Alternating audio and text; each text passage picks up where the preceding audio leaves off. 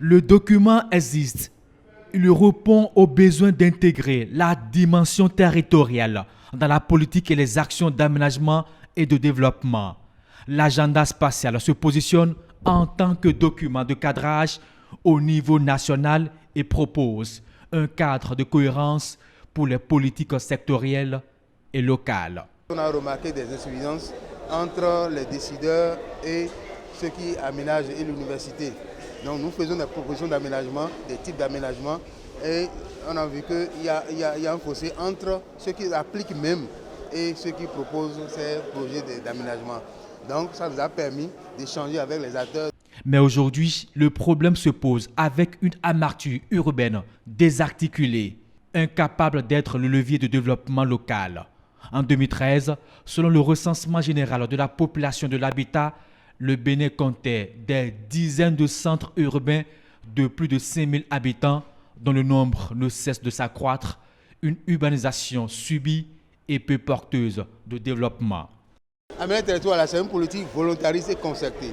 Donc on décide d'arranger ce qui existait pour aller vers le développement durable. Donc une situation, un ordre donné qu'il faut modifier, un ordre qu'on propose, mais qui est meilleur par rapport à l'autre. Donc lorsque vous voulez aménager le territoire, il faut tenir compte de tout ce qu'il y a comme ressources naturelles et s'assurer qu'il faut partager ça équitablement entre tous les acteurs de développement, tous les acteurs du pays, tous les acteurs du territoire.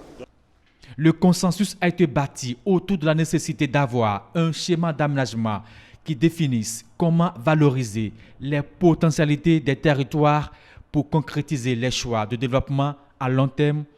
Dans cette perspective, des options d'aménagement ont été retenues. Depuis l'agenda spatial, qui est le schéma, la planification spatiale de départ, on a maintenant identifié les plans de développement national, le programme d'action du gouvernement et maintenant les schémas directeurs d'aménagement des communes, jusqu'à l'affectation des sols où on affecte une fonction à chaque partie de l'espace qu'on veut administrer. Et lorsque vous affectez maintenant, vous prenez un test pour protéger cette affectation-là.